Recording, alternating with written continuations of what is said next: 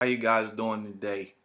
I want to thank everybody for all of the responses for the first ever Daily Bread video edition. It was awesome. Got a lot of responses, a lot of emails. I just want to remind you guys, write everything in to thebreadman25@hotmail.com. That's where I'll be answering the questions from. I know some of you guys still like the written format, so what I'm going to try to do is find a happy medium. Sometimes it'll be written, sometimes it'll be video. It just depends on, what's going on that day and how things are going. But I wanted to give everybody another video mailbag because of the response was so wonderful for the first one. All right, I'm going to start off with Daniel in San Diego. You made the comment a while back that some fighters are meant to beat taller and bigger fighters, and some are not. Can you tell us why? You specifically said Ali could beat the Klitschko's. Can you show us or at least visually explain to us why? Ali had super fast feet, and he moved in a way where he screwed up the depth perception of his opponents. I always like to give a visual on this. I want you guys to look at the Ali Cleveland Williams fight, and you'll see Ali bouncing back and forth, and he wouldn't even feint Cleveland Williams. He would kind of just step in with his left foot, bend this way, bend that way, and Williams would fall over his feet trying to hit or try to jab Ali or block. Ali didn't even throw a punch the first minute and a half of the first round. He wound up stopping them in 3 rounds. That was like a transcendent type of performance. If he fought the Klitschko's, he would mentally wear them out because of the constant moving. They would be picking up their feet to move to the next spot, and he would already be at another spot.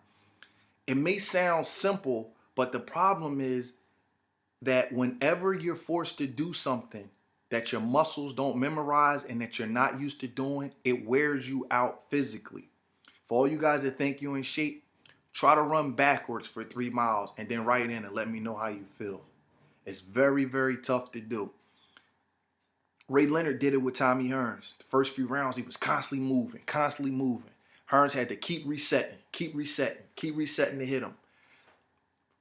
Leonard lost those rounds, but he knew what he was doing. In the 3rd round, Leonard just exploded. Pow, pow, pow, pow, pow. And what that did was that let him see what kind of timing he wanted to get down to get to Hearns. Manny Pacquiao is doing it now. Against these bigger guys, Manny Pacquiao has an easier time with the bigger guys than he does the smaller guys.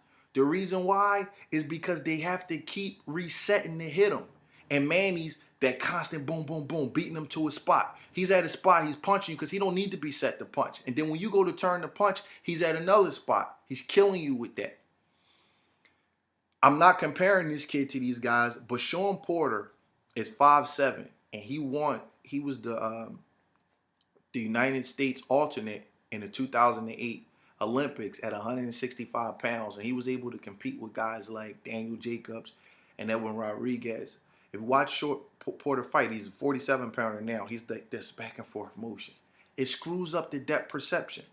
The recent example I can give of a smaller guy overcoming a bigger guy is Evander Holyfield. What did Evander Holyfield do? His rhythm, boom, boom, boom. In the second fight, the first fight and the third fight, he probably gave Bo more punishment than he did in the second fight.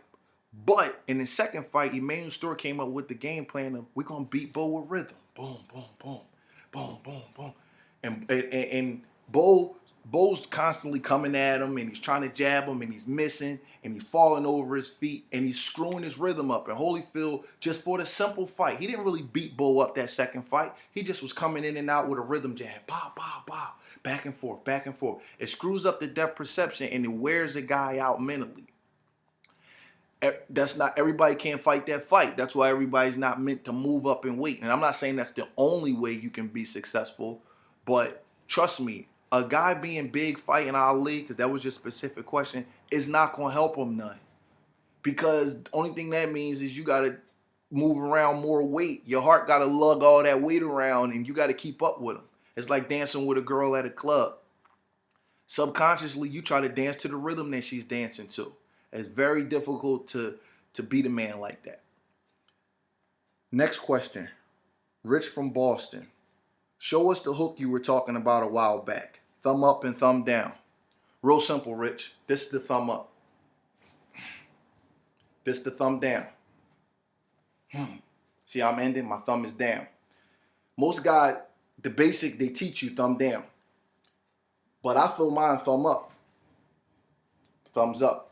Joe Frazier told me the reason why thumb up is better is because if you did this exercise and tried to pull your fist closer to you, you're stronger like this than you are like this. All I know is that the two best hookers I've seen is Joe Frazier and Ray Robinson. They both throw their hook thumb up. I think the difference for me is, and there's no right or wrong way, you can get off more hooks thumb up because you pop, pop. If you're throwing it thumb down, you dropping your thumb down. It's really hard to throw multiple hooks. It's really hard to go boom, boom. It's not the same effect. So for me, I would rather the thumb up, but there's no right or wrong way.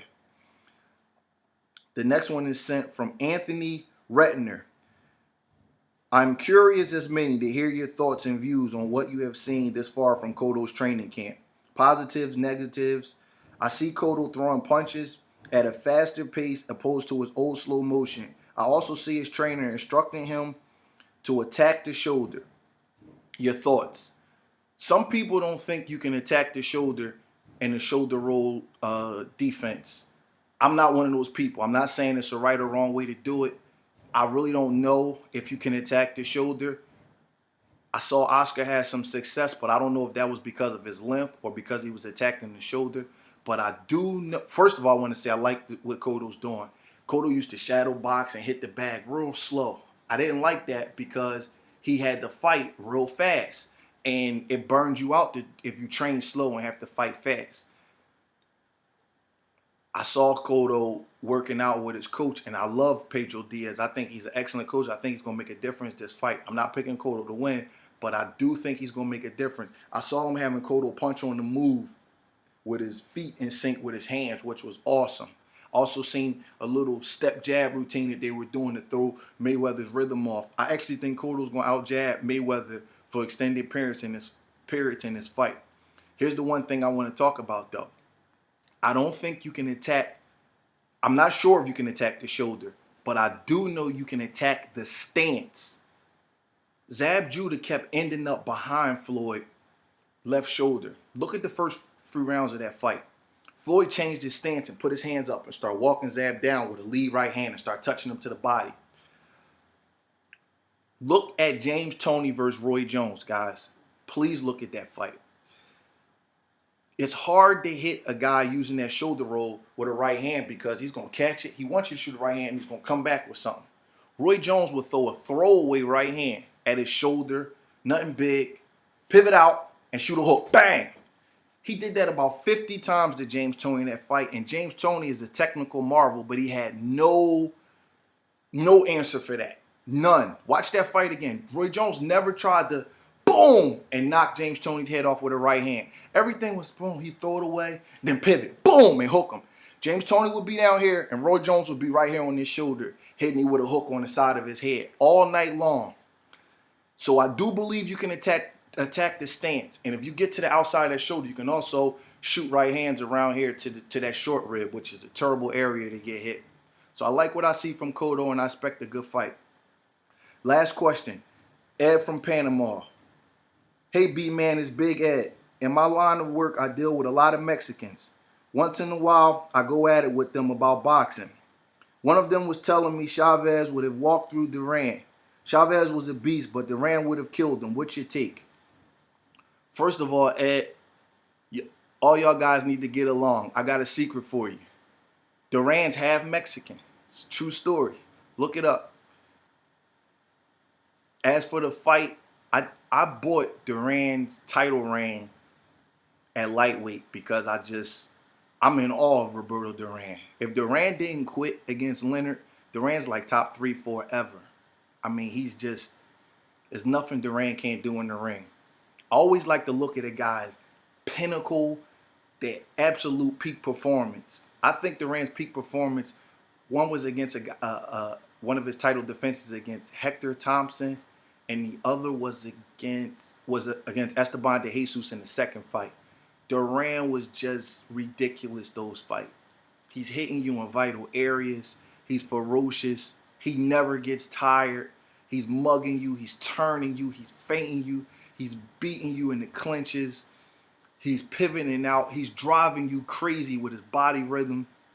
Duran is Duran is so good. Think about this. You know how hard it is to be 5'7" and win the 160-pound title when you started out at 135 pounds? Duran is just a phenomenal fighter. I'm also a huge fan of Chavez's.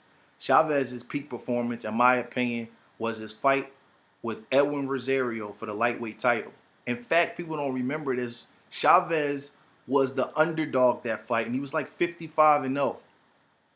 He was moving up from 130, and Rosario's a Hall of Famer and just a dynamic fighter. But Chavez was like a surgeon against Rosario without the knife. I mean, you talk about hitting the guy in his liver and just beating the living crap out of him, turning him, smothering him. Chavez has all the attributes Duran has, but the difference is, in my opinion, Duran is more dynamic physically. Duran is so athletic, it's scary, but people don't equate those kind of fighters with being athletic. But the thing that makes Duran and Henry Armstrong so super special is that they're also tremendous athletes. They just choose to fight and to come forward ferocious style. So if I had to pick, I would say Duran in a technical death match where neither guy would be the same. I mean, they're lucky they're not the same age because they would have had to fight. I don't think Duran could stop Chavez. Chavez has one of the best chins I've ever seen. Chavez will be right there with him the whole way. But I just think Duran is a little bit more judge-friendly with his punches and probably just edge him by a little bit. And in the 15-round fight, they probably kill each other. But if you're asking me to pick, I say Duran is in my top 10 all time, and Chavez is in, he's definitely within the top 50, maybe top 25. So I would pick Duran. I want to thank you guys. Don't forget, log on www.boxingtalk.com and write into the breadman25@hotmail.com. Peace out. Another mailbag will be coming your way really soon.